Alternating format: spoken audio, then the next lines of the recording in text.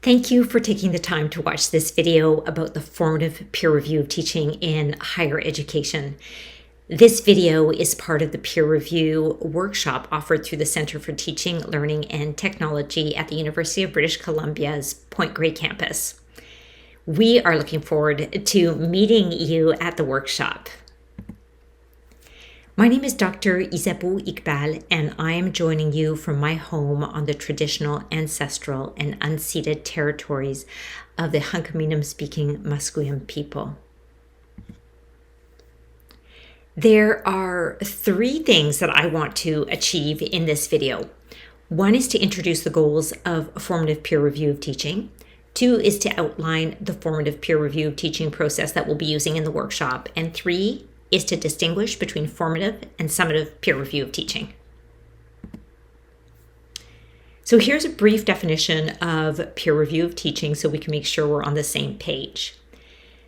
Academic colleagues giving and receiving feedback on their teaching. There are three main goals of formative peer review. The main goal is to promote growth in teaching. And the assumption here is that this will also enhance the student learning experience. A second goal of peer review of teaching is to build a culture of teaching. And what I mean by that is that peer review normalizes open conversations about teaching among peers versus confining teaching to something that we do individually and don't talk about. A third goal is to foster collegiality. That is to help build relationships of trust and sharing among colleagues. Now, before I outline the process of formative peer review of teaching, I want to clarify two terms that I'm using in this video. When I say reviewee, I mean the person being reviewed. When I say reviewer, I mean the person who is reviewing the teaching. Now, let's take a look at the phases of formative peer review of teaching. So here's an overview of 5 phases of formative peer review. First, the reviewee and the reviewer pair up. Next is the pre-observation conversation. Third is the observation of teaching. And for the purposes of this workshop, we're going to assume that the observation is of a synchronous online class.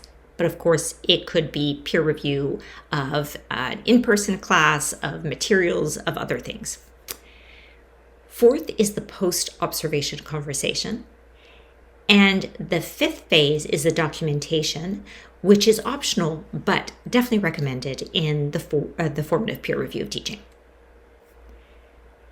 Now, in the workshop, we're going to be focusing on the pre-observation phase and the post-observation conversation, because that's where you can really have an impact on the professional growth of the person that you're supporting. However, we'll also be touching a bit on the other parts. So I'd like to end this video by highlighting the key differences between formative and summative peer review of teaching.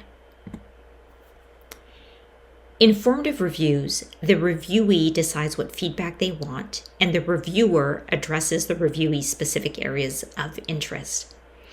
In a pure formative, the entire process is confidential and just between the reviewer and the reviewee, meaning that nobody else knows any of the details unless the reviewee decides to share these.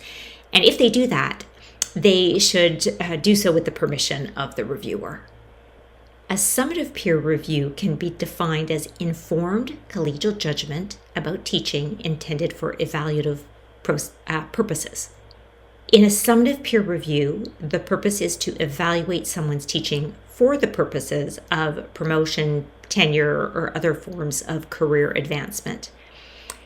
The reviewer is usually referring to some criteria for what constitutes good teaching in the department, the faculty, or the unit. And the results are public, meaning that they go into the reviewee's file and will be shared in some way with the hiring committees or tenure committees or others making personnel decisions. All right, thanks again for listening, and we look forward to meeting you soon at the workshop. Bye for now.